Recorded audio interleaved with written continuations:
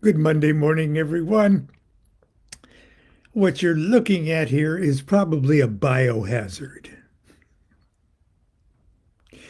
It's my old Castle edition of Magic and Theory and Practice that I got at a bookstore on Hollywood Boulevard in about 1971 uh, or 1970. I was going attending the Lee Strasberg uh, Film and Theatrical Institute on Hollywood Boulevard there.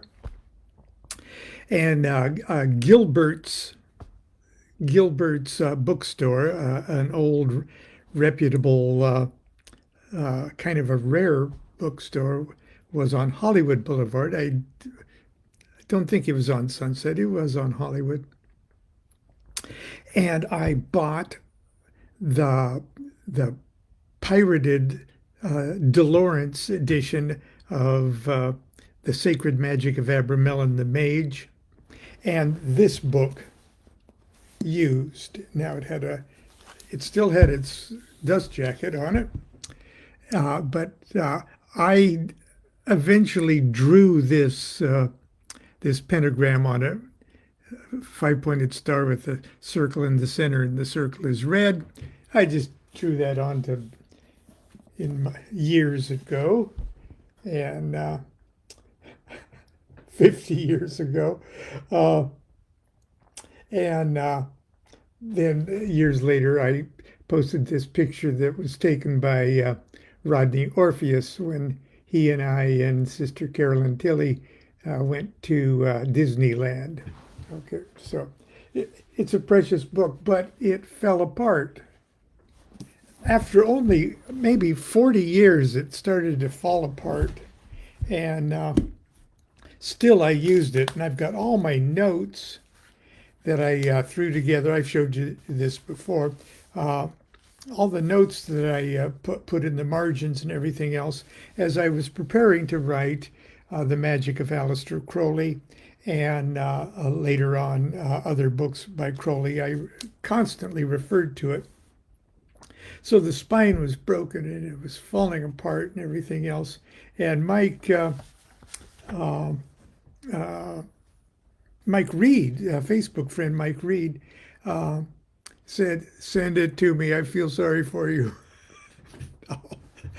I'll repair it as best I can and rebind it." And uh, so, bless his heart, I sent it off to him, and and he did, and he sent it back. It's got.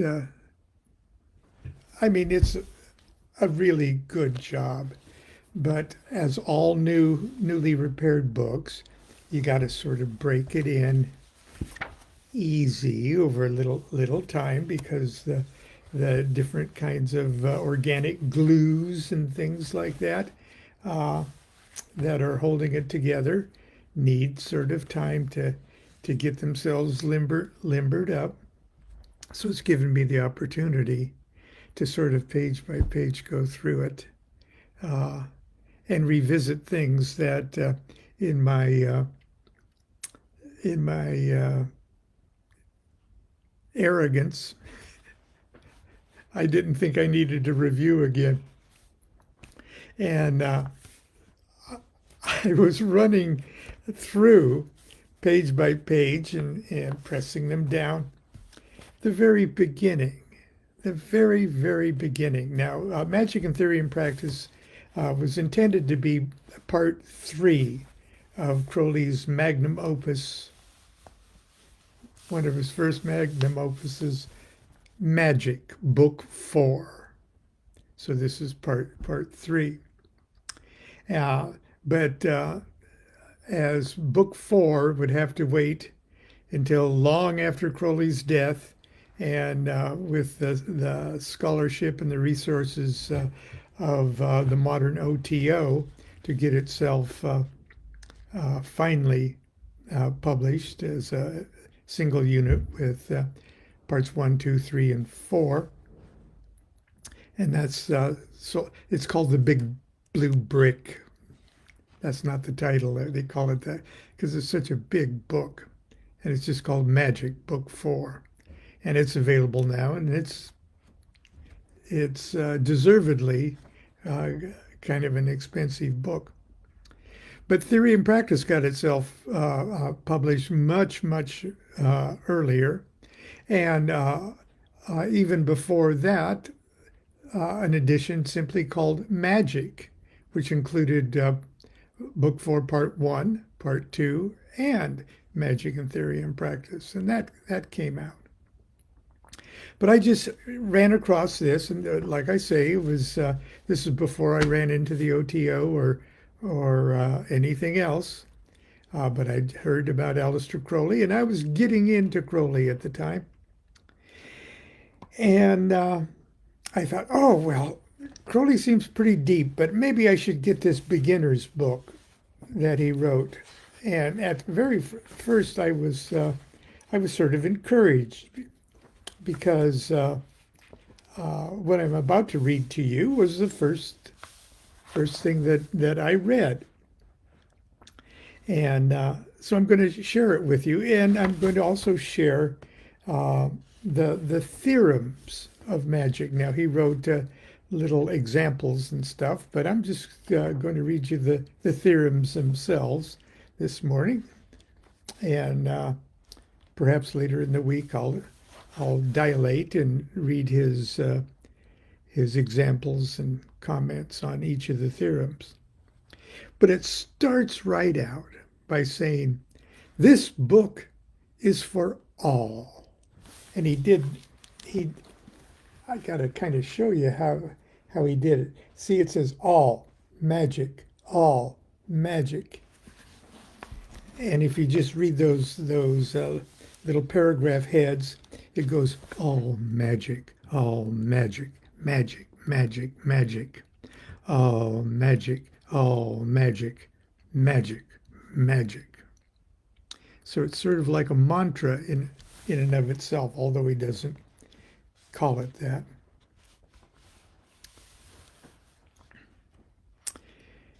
But he has a quote from the Book of the Law that is just right in front of this. All magic, magic, magic. All magic, magic. And here's what he says. Also the mantras and spells, the obeya, the wanga, the work of the wand, and the work of the sword, these he shall learn and teach. He must teach. But he may make severe the ordeals. The word of the law is thelema. Okay, here's what it says. And to my great comfort, I read this first thing. This book is for all, for every man, woman, and child. My former work has been misunderstood and its scope limited by my use of technical terms. It has attracted only too many dilettanti and eccentrics, weaklings seeking in magic an escape from reality. I myself was first consciously drawn to the subject in this way, and it has repelled only too many scientific and practical minds, such as I most design to influence. But magic is for all. I've written this book to help the banker, the pugilist, the biologist, the poet, the navy, the grocer, the factory girl, the mathematician, the stenographer, the golfer, the wife, the counsel, and all the rest to fulfill themselves perfectly, each in his or her own proper function. Let me explain in a few words how it came about that I blazoned the word magic upon the banner that I have borne before me all my life. Before I touched my teens, I was already aware that I was the beast whose number is 666. I did not understand in the least what that implied. It was a passionately ecstatic sense of identity. In my third year at Cambridge, I devoted myself consciously to the great work, understanding thereby the work of becoming a spiritual being, free from the constraints, accidents, and deceptions of the material universe. I found myself at a loss for a name to designate my work, just as H.P. Blavatsky some years earlier. Theosophy, spiritualism, occultism, mysticism, all involved undesirable connotations. Therefore, I chose the name magic, as essentially the most sublime and actually the most discredited of all available terms. I swore to rehabilitate magic, to identify it with my own career, and to compel mankind to respect, love, and trust that which they scorned, hated, and feared. I've kept my word. But the time is now come for me to carry my banner into the thick of the press of human life. I must make magic the essential factor in the life of all. In presenting this book to the world, I must then explain and justify my position by formulating a definition of magic and setting forth its main principles in such a way that all may understand instantly that their souls, their lives, in every relation with every other human being and every circumstance depend on magic and the right comprehension and right application thereof. And here's where he gives the definition. Definition: magic is the science and art of causing change to occur in conformity with will. Now he gives an illustration, but for today I'm just going to read the titles of the definition, postulant, and theorems. Postulate. Postulate. Not eventually you become a postulant. Any required change may be effected by the application of the proper kind and degree of force in the proper manner through the proper medium to the proper object. Now that doesn't sound particularly mystical or magical. That sounds like something you'd learn in school. Any required change may be effected by the application of the proper kind and degree of force in the proper manner through the proper medium to the proper object. Now, I'm going to break my little rule here and read just a little touch of what he said concerning that. Every change has its own conditions. In the present state of our knowledge and power, some changes are not possible in practice. We cannot cause eclipses, for instance, or transform lead into tin, or create men from mushrooms. But it is theoretically possible to cause in any object any change of which that object is capable by nature, and the conditions are covered by that postulant. And again, that postulate is any required change may be effected by the application of the proper kind and degree of force in the proper manner through the proper medium to the proper object. That's the postulate. Theorems. 1.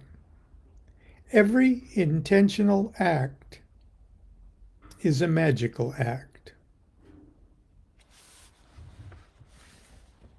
2. Every successful act has conformed to the postulate. Every failure proves that one or more requirements of the postulate have not been fulfilled. 4.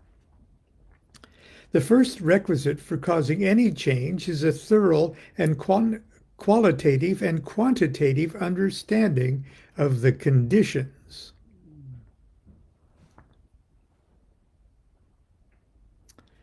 5. The second requisite of causing any change is the practical ability to set in right motion the necessary forces. Number 6. Every man and every woman is a star. That is to say, every human being is intrinsically an independent individual with his own proper character and proper motion. 7. Every man and every woman has a course, depending partly on the self and partly on the environment, which is natural and necessary for each. Anyone who is forced from his own course, either through not understanding himself or through external opposition, comes into conflict with the order of the universe and suffers accordingly. 8.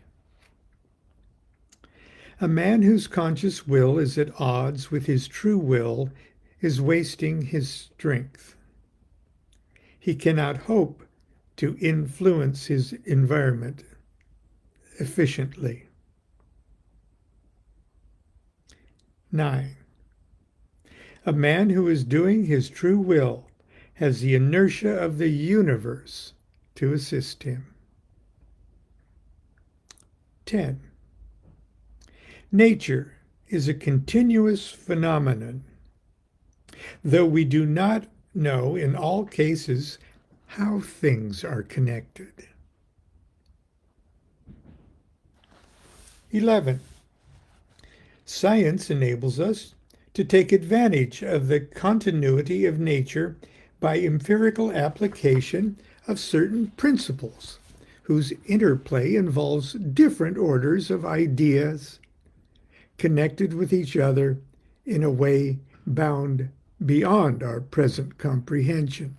And I'm going to read his illustration here because I think it's important.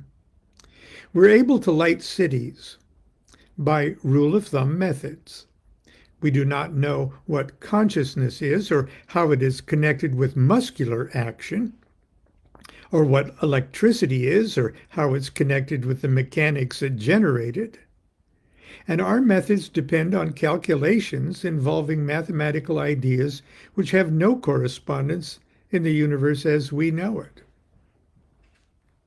And I give the example when I lecture, when I talk about the unseen and seemingly unconnected, invisible hierarchies of spirits involved in us causing change to occur in conformity with will by the use of a hierarchy of angels, spirits, and demons.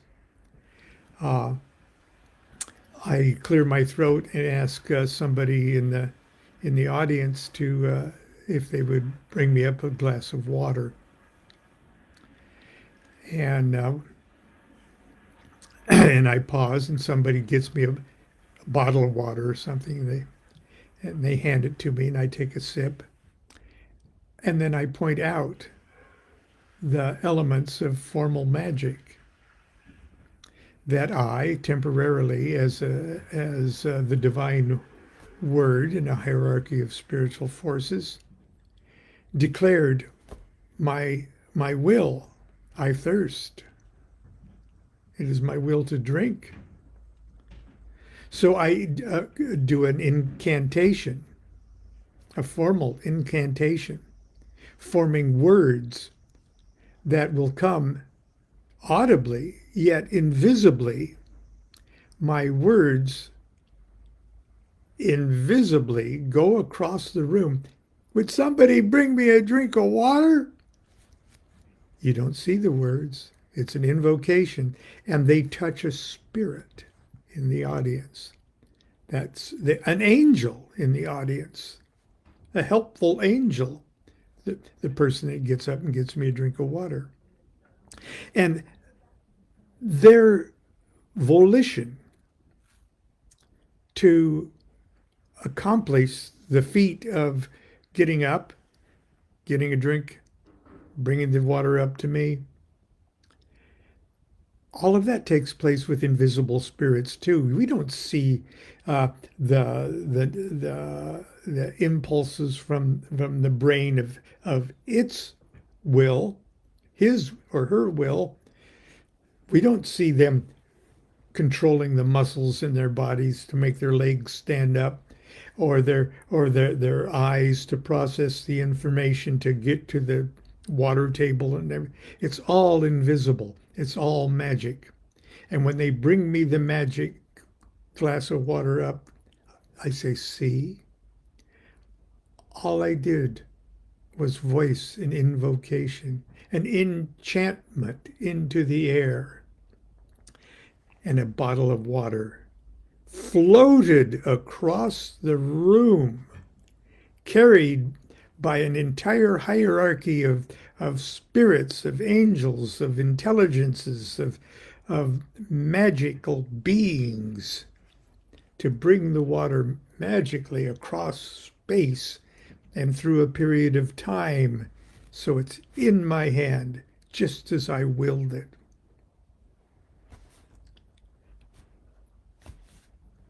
But I digress. 12.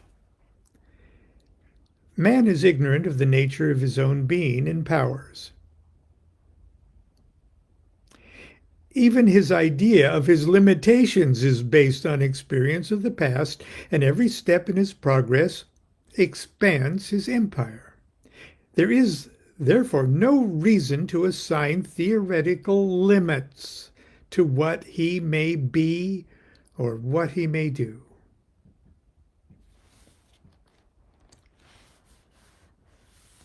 That's Norman Vincent Peale on freaking steroids. Every man is more or less aware that his individual, this is 13.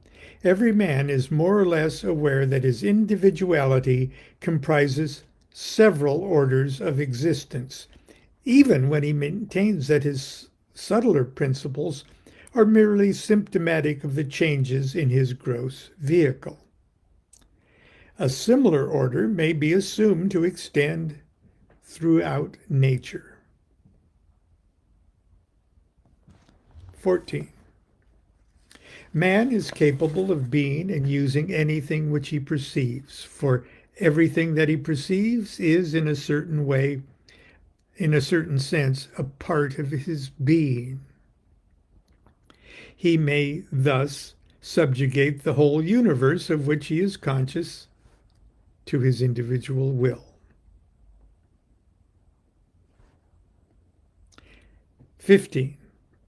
Every force in the universe is capable of being transformed into any other force by using suitable means. There is thus an inexhaustible supply of any particular kind of force that we may need. 16. The application of any given force affects all the orders of being which exist in the object to which it is applied, whatever those orders is directly whichever of those orders is directly affected. And we saw that in my hierarchy of forces of getting a drink of water. 17. A man may learn to use any force so as to serve any purpose by taking advantage of the above theorems. 18. He may attract to himself any force of the universe by making himself a fit receptacle for it, establishing a connection with it, and arranging conditions so that its nature compels it to flow towards him. And Crowley uses the water here as an illustration. If I want pure water to drink, I dig a well in a place where there's underground water. I prevent it from leaking away. I arrange to take advantage of the water's accordance with the laws of hydrostatics to fill it. 19. Man's sense of himself as separate from and opposed to the universe is a bar to his conducting its currents. It insulates him. I'm going to read that again. Geez. Man's sense of himself as separate from and opposed to the universe is a bar to his conducting its currents. It insulates him. 20. Man can only attract and employ the forces for which he is really fitted. 21. There is no limit to the extent of the relations of any man with the universe in essence. For as soon as a man makes himself one with any idea, the means of measurement cease to exist.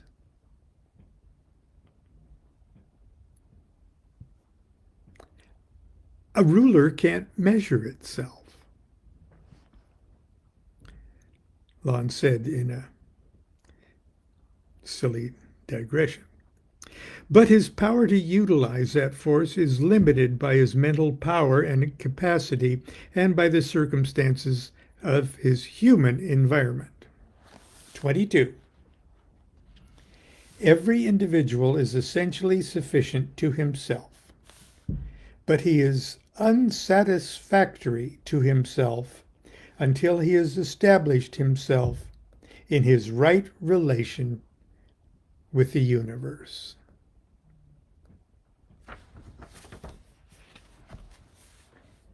(23) Magic is the science of understanding oneself and one's conditions.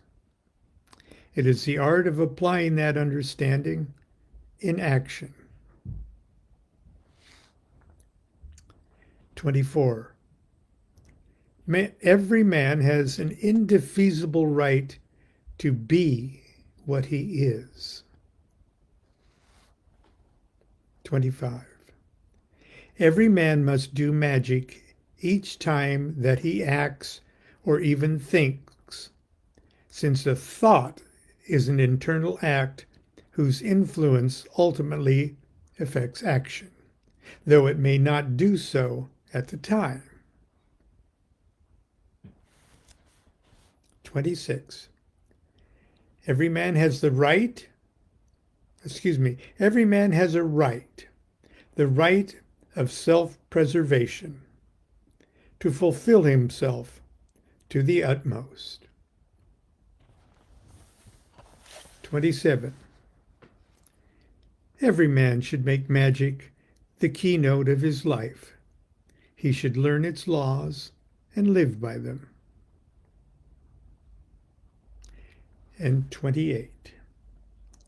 Every man has a right to fulfill his own will without being afraid that it may interfere with that of others. For if he is in his proper place, it is the fault of others if they interfere with him.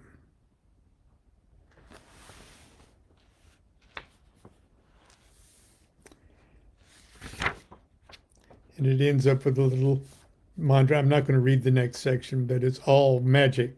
Magic, magic, magic. Magic, magic. Anyway, those are the theorems. Each of those theorems, as you can see, I outlined the theorems in highlighted there, and his little illustrations for each one of them appear below. And they're absolutely wonderful. And depending on whether I think it'd be a good idea to take those one at a time in a series of morning talks, we'll have to see that. Until then, get yourself a magic in Therion practice, or a magic, or a magic book 4, and enjoy it for yourself, because in the new big blue brick, there's also wonderful footnotes and things like that that give you further insight on everything. Okay. Until tomorrow, continue to be good to yourself, be good to each other. Do what thou wilt, shall be the whole of the law. Love is the law, love under will.